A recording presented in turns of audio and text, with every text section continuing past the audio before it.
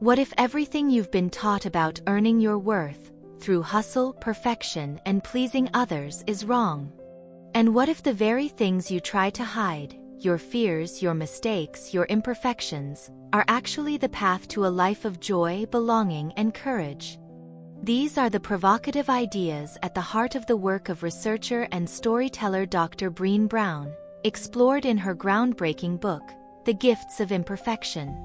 This isn't a book of quick fixes or simple self-help. It's an invitation to a profound shift in how we live and see ourselves. It's a guide to what Brown calls wholehearted living, a way of engaging with the world from a place of worthiness, a place of knowing that you are enough right now, just as you are. This is a journey to awaken the courage you already possess, to silence the inner critic that holds you back, and to finally give yourself permission to live a life defined not by what others think, but by authenticity, love, and joy. At its core, the journey begins with understanding what gets in our way. Through thousands of interviews and stories from her research, Brené Brown identified one primary obstacle: shame. She defines shame as the intensely painful feeling or experience of believing that we are flawed and therefore unworthy of love and belonging. It's the fear of disconnection. It's the voice that whispers, "I'm not good enough, I'm not smart enough, or I'm not thin enough." Shame thrives in secrecy, silence, and judgment. Our culture, Brown argues, is a breeding ground for shame. It's a culture of scarcity, constantly telling us that we are not enough and that we don't have enough. This scarcity mindset forces us into a life of comparison, competition, and anxiety. To protect ourselves from the pain of not measuring up, we put on armor. The three primary pieces of this armor are perfectionism, numbing, and pretending to be someone we're not. The antidote to shame and the path to a wholehearted life is not to be perfect, but to be real. It requires what Brown calls the 3 C's: courage, compassion, and connection. Courage to be imperfect. Compassion for ourselves first, and then for others. And connection as a result of our authenticity. This framework leads us to the 10 guideposts for wholehearted living. These aren't rules but practices, daily choices that help us cultivate a life of worthiness. Guidepost number 1. Cultivating authenticity, letting go of what people think. Authenticity is not something you have or don't have, it's a practice. It's the daily choice to let our true selves be seen, even when it's uncomfortable. It means speaking your mind, setting boundaries, and showing your vulnerability. The opposite of authenticity isn't being fake, it's the constant, exhausting hustle of trying to please everyone and fit in. The practice is to choose courage over comfort, and to value your own sense of belonging to yourself above the approval of others. Guidepost number 2. Cultivating self-compassion, letting go of perfectionism. Perfectionism is not the same as striving to be your best. Perfectionism is a defensive move. It's a 20-ton shield that we carry, thinking it will protect us from blame, judgment, and shame. But in reality, it keeps us from being seen. Self-compassion, on the other hand, is about treating ourselves with the same kindness we would offer a dear friend who is struggling. It's recognizing that making mistakes and being imperfect is part of the shared human experience. It is the practice of choosing self-kindness over self-judgment. Guidepost number 3. Cultivating a resilient spirit, letting go of numbing and powerlessness. We live in a world that encourages us to numb our difficult emotions. We numb with food, alcohol, shopping, social media, and staying busy.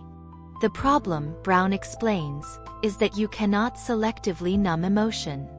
When you numb the dark, the grief, fear, and disappointment, you also numb the light. You numb joy, gratitude, and creativity. Cultivating resilience means learning to feel our feelings, developing a tolerance for discomfort, and practicing critical awareness about the numbing strategies we use. It's about choosing to feel, even when it's hard. Guidepost number 4. Cultivating gratitude and joy, letting go of scarcity and fear of the dark. In a culture of never enough, gratitude is a rebellious act. It is the antidote to scarcity. Gratitude is not a fleeting feeling, it is a practice. It's about actively acknowledging the good that is already present in our lives. Joy, often confused with happiness, is something different. Brown describes joy as a feeling of deep, spiritual connection and gratitude that is intensely vulnerable. Many of us suffer from what she calls foreboding joy, the feeling that when something good happens we are just waiting for the other shoe to drop. The practice here is to lean into moments of joy, even when they feel scary, and to anchor ourselves in gratitude for what is right now.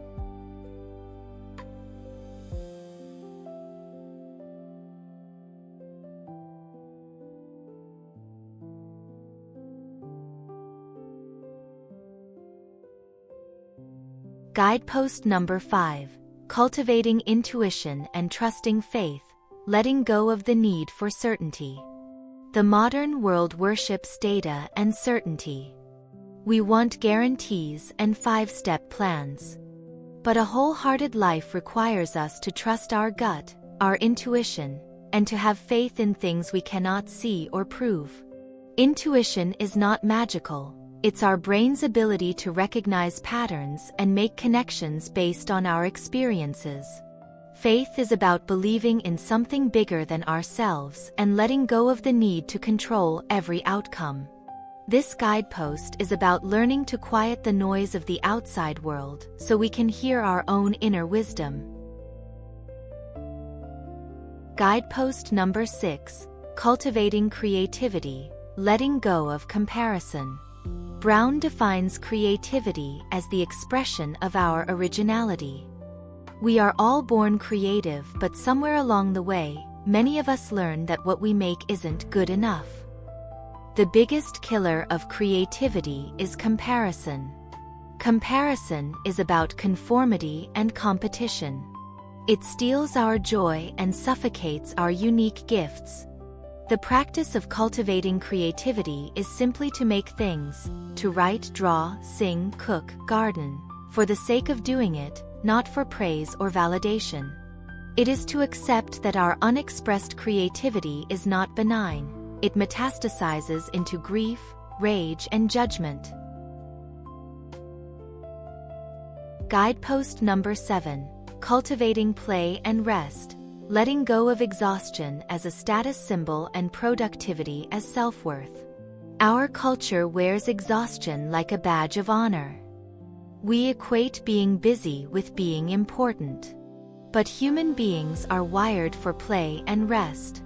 Play is not an indulgence, it is a biological necessity. It shapes our brain, fosters empathy, and is critical for problem solving. Rest is equally vital. It is not the same as quitting or being lazy. It is essential for our physical and mental health.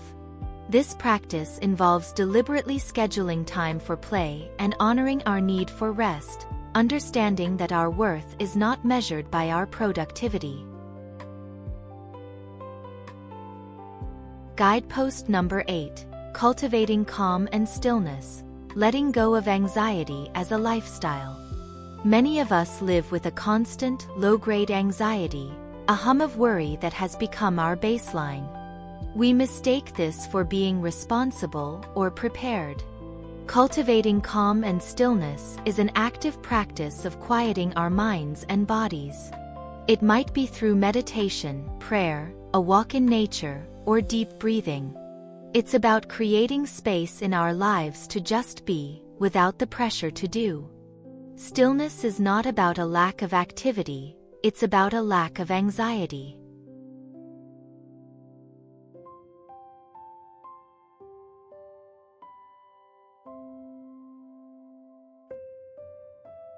Guidepost number 9. Cultivating meaningful work, letting go of self-doubt and supposed to.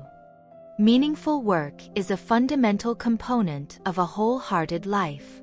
This doesn't necessarily mean your job. It's the work you feel you were called to do, using your unique gifts.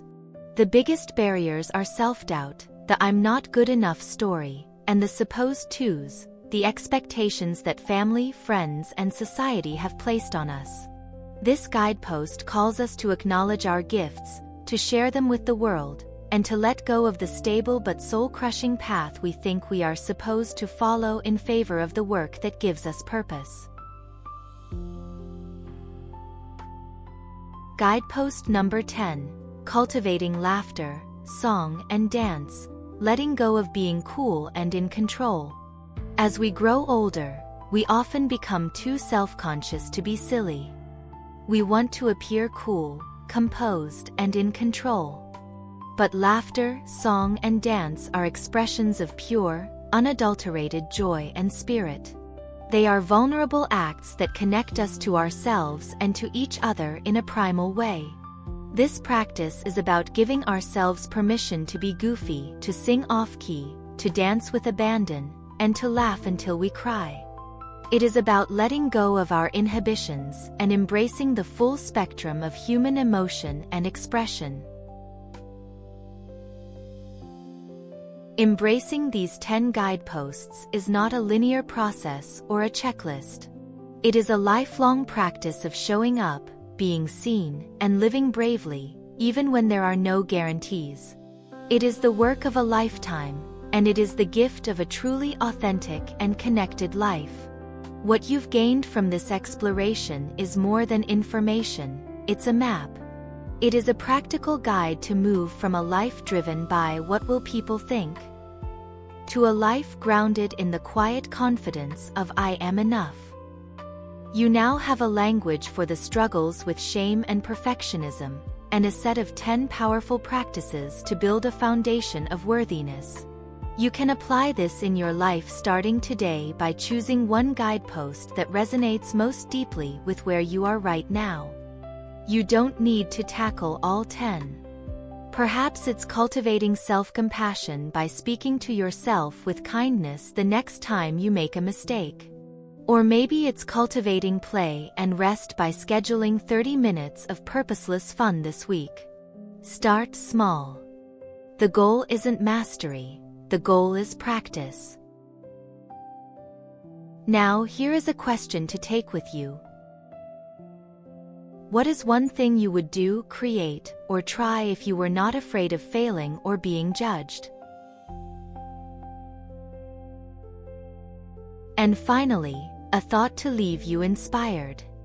Authenticity is the daily practice of letting go of who we think we're supposed to be and embracing who we are.